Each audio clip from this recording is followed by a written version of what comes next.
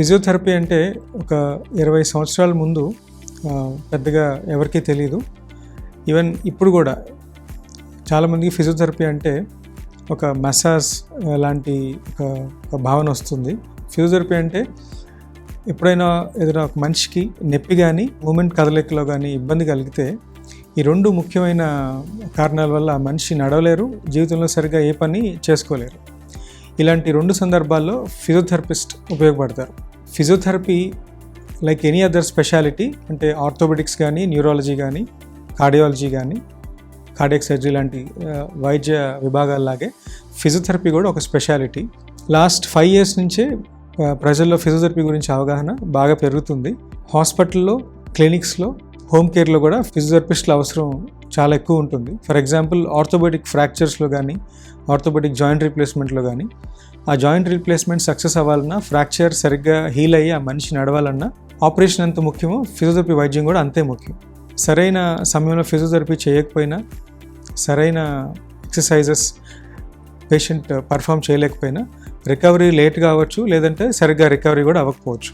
అలాగే స్ట్రోక్ కానీ, తలకి గాయం అంటే హెడ్ ఇంజరీ కానీ రావటం వల్ల పక్షవాతం అనేది మనం చూస్తూ ఉంటాం.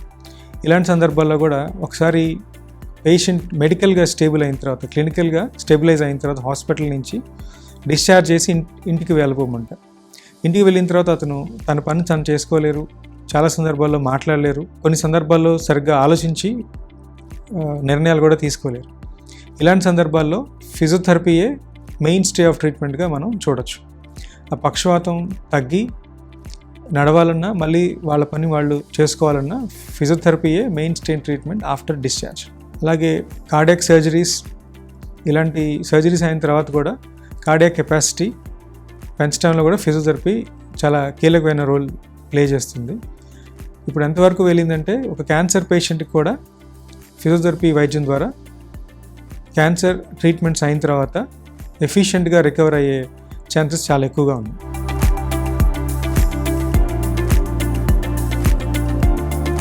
మన దేశంలో ఒక లాస్ట్ 20 years 15 years నుంచే ఈ ఫిజియోథెరపీ విద్య అనేది స్టార్ట్ చేయడం జరిగింది.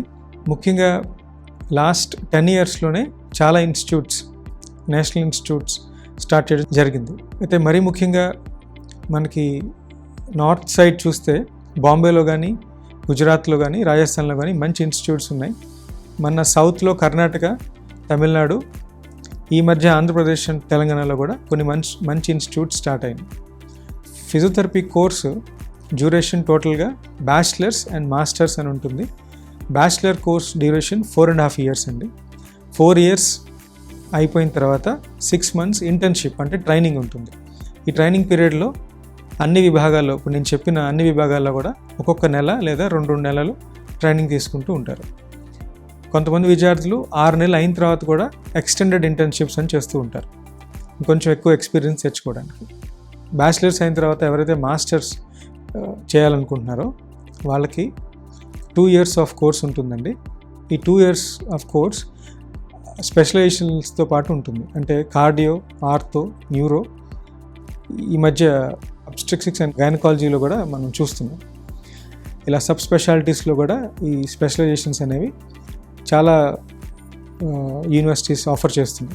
ఇంకా ఇంట్రెస్ట్ ఉంటే, ఇంకా పై చదువులు చదువుకోవాలి అనుకున్న వాళ్ళకి PhDs అండ్ ఫెలోషిప్స్ కూడా ఉన్నాయి మాస్టర్స్ అయిన తర్వాత.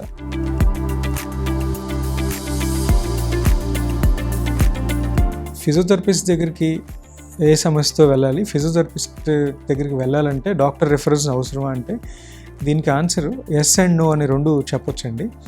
ఫర్ ఎగ్జాంపుల్ గుండెకి సంబంధించిన ప్రాబ్లమ్స్ ఉన్నప్పుడు, లంగ్స్ సంబంధించిన ప్రాబ్లమ్స్ ఉన్నప్పుడు ఏమవుతుందంటే వైద్య విధానం మల్టీ మోడల్ అంటాం. అంటే ఒక వైద్యుడి పర్యవేక్షణ, అంటే కార్డియాలజిస్ట్ కానీ, ఒక పల్మనాలజిస్ట్ కానీ పర్యవేక్షణ, వాళ్ళ వైద్య సలహా ప్లస్ ఫిజియోథెరపిస్ట్ పర్యవేక్షణ అండ్ ఎక్సర్సైజెస్ సహాయంతో కూడా రికవర్ అవ్వచ్చు.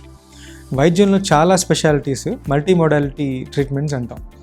అంటే ఫర్ ఎగ్జాంపుల్ ఇందాక చెప్పినట్టు ఆర్థోపెడిషియన్ సర్జరీ అయిన తర్వాత ఫిజియోథెరపిస్ట్కి అప్పగిస్తారు. అంటే ఈ పేషెంట్కి నీ రీప్లేస్మెంట్ చేస్తే ఎక్సర్సైజెస్ ద్వారా నీ కండరాల స్ట్రెంథనింగ్ చేసి సరిగ్గా నడిచేలాగా, సరిగ్గా వాళ్ళ జీవనశైలి ఉండేలాగా చేయడం అనమాట. సో కొన్ని సందర్భాల్లో ఫర్ ఎగ్జాంపుల్ టెన్నిస్ ఎల్బో అనే కండిషన్ ఉంది, షోల్డర్ పెయిన్ అనే కండిషన్ ఉంది. ఇనీషియల్గా డాక్టర్ సలహా, ఒక స్పెషలిస్ట్ సలహా లేకుండా కూడా ఫిజియోథెరపిస్ట్ దగ్గరికి వచ్చి ఇనీషియల్ అసెస్మెంట్, ఎవాల్యుయేషన్ చేయించుకున్న తర్వాత అది ఫిజియోథెరపీతో సాల్వ్ అవుతుంది అని ఫిజియోథెరపిస్ట్ చెప్తే ఖచ్చితంగా ఆ సందర్భంలో వైద్యుడి సలహా కానీ మందులు కానీ వాడక్కర్లేదు. ఎవాల్యుయేషన్ అయిన తర్వాత ఇది ఖచ్చితంగా ఒక స్పెషలిస్ట్ వైద్యుడికి చూయించి ఆయన సలహా కూడా కావాలి అంటే అప్పుడు అలా చేయొచ్చు. సో టిపికల్గా ఈ కండిషన్లో ఫిజియోథెరపిస్ట్ని కలవాలి, ఈ కండిషన్లో రెఫరెన్సెస్ కావాలి అని చెప్పలేము, కండిషన్ బట్టి ఉంటుంది. ఏదైనప్పటికీ మీరు ఖచ్చితంగా ఫిజియోథెరపిస్ట్ని సలహా కోసం అయితే ఖచ్చితంగా ఫస్ట్ కలవచ్చు, దానికి ఎటువంటి రెఫరెన్స్ అయితే అక్కర్లేదు. కలిసిన తర్వాత డిస్కషన్తోనే మీకు అర్థమవుతుంది అదే మన వైద్యుల దగ్గరికి వెళ్ళాలా అక్కర్లేదా.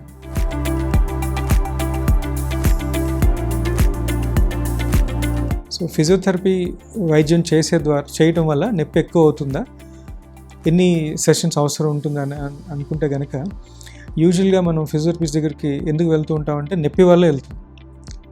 అది జాయింట్ నొప్పి కావచ్చు, లేకపోతే కండరం నొప్పి కావచ్చు, రకరకాల సందర్భాల్లో లిగమెంట్స్ కానీ సాఫ్ట్ టిష్యూస్ ఉంటాం, వాటి నొప్పుల గురించి వెళ్తాం.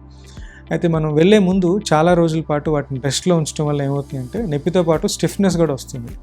కొన్ని సందర్భాల్లో, అన్ని సందర్భాల్లో కాదు, కొన్ని సందర్భాల్లో ఇనీషియల్గా 1-2 రోజులు లేదంటే 3 రోజులు ఉన్న నొప్పి కంటే కొంచెం పెరిగే అవకాశం ఉంది. తర్వాత అది మెల్లమెల్లగా తగ్గుతుంది. ఈ నొప్పి ఎందుకు పెరుగుతుందంటే మనం చేతిలో కానీ ఎక్కడైతే నొప్పి ఉందో జాయింట్లో కానీ లేకపోతే మజిల్స్లో కానీ కదలిక స్టార్ట్ చేయటం వల్ల, దానివల్ల తీవ్రమైన నొప్పి అంటే సివియర్ పెయిన్ అయితే ఉండదు, కానీ కొంత పెయిన్ అయితే ఎక్సర్సైజ్ చేసేటప్పుడు మాత్రమే ఉంటుంది. ఎక్సర్సైజ్ చేయడం అయిపోయిన తర్వాత నొప్పి సాధారణంగా ఉండదు. అయితే ఎన్ని సెషన్స్ చేయాలి థెరపీ అనేది ఆ ప్రాబ్లం యొక్క ఇంటెన్సిటీ, సివియారిటీని బట్టి ఉంటుంది. ఫర్ ఎగ్జాంపుల్ ఎర్లీ స్టేజ్లో వచ్చారనుకోండి, సింపుల్గా ఒక 1 వీక్ or 10 డేస్లోనే నయం అయ్యే అవకాశం ఉంది. చాలా సివియర్ స్టేజ్లో అంటే బాగా లేట్ స్టేజ్లో కనుక వస్తే అప్పుడు సహజంగా 15 రోజుల నుంచి నెల, పక్షవాతం లాంటి కండిషన్స్ అయితే కనుక కొన్ని నెలలు కూడా పట్టే అవకాశం ఉంది.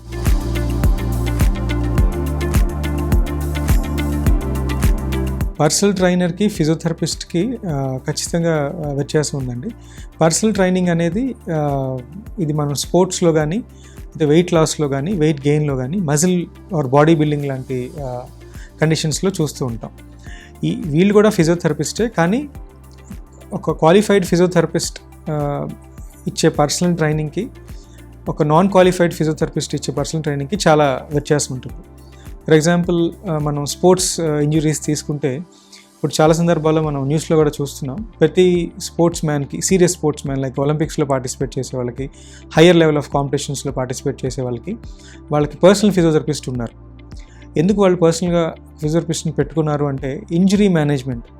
ఒక గేమ్కి ప్రిపేర్ అవ్వాలన్నా, ఆ గేమ్లో అచీవ్ చేయాలన్నా ఖచ్చితంగా మజిల్స్ని స్ట్రెంథెన్ చేయటం, ఆ గేమ్స్ సరిగ్గా ఆడేలాగా కాంపిటేటివ్నెస్ తీసుకురావటం ఒక క్వాలిఫైడ్ ఫిజియోథెరపిస్ట్ మాత్రమే చేయగలుగుతారు. అన్ట్రైన్డ్ పర్సన్, ట్రైనర్ అనే అతను ఆ లెవెల్ ఆఫ్ అండర్స్టాండింగ్ మజిల్ గురించి కానీ, మజిల్ ఫిజియాలజీ గురించి కానీ ఎనలైజ్ చేయలేరు. కాబట్టి అలాంటి పర్సనల్ ట్రైనర్స్ వల్ల పెద్ద ఉపయోగం ఉండదు. అలాగే ఫిజియోథెరపిస్ట్లో కూడా స్పోర్ట్స్ ఫిజియోథెరపిస్ట్ అని స్పెషలైజేషన్ ఇప్పుడు లాస్ట్ 10 years నుంచి ఉంది. అలాంటి వాళ్ళని ట్రైనర్గా మనం రిక్రూట్ చేసుకుంటే గేమ్ పర్ఫార్మెన్స్ ఇంప్రూవ్ అవుతుంది. పర్టికులర్గా ఇంజరీ మేనేజ్మెంట్ బాగా ఎఫెక్టివ్గా జరుగుతుంది. నార్మల్ ఫిజియోథెరపిస్ట్ అంటే స్పోర్ట్స్ కాకుండా రెగ్యులర్ ఫిజియోథెరపిస్ట్, క్లినికల్ ఫిజియోథెరపిస్ట్ అంటాం. వాళ్ళు హాస్పిటల్స్లో కానీ, క్లినిక్స్లో కానీ, ఈ మధ్య హోమ్ కేర్లో కూడా వాళ్ళ సర్వీసెస్ అందిస్తున్నారు.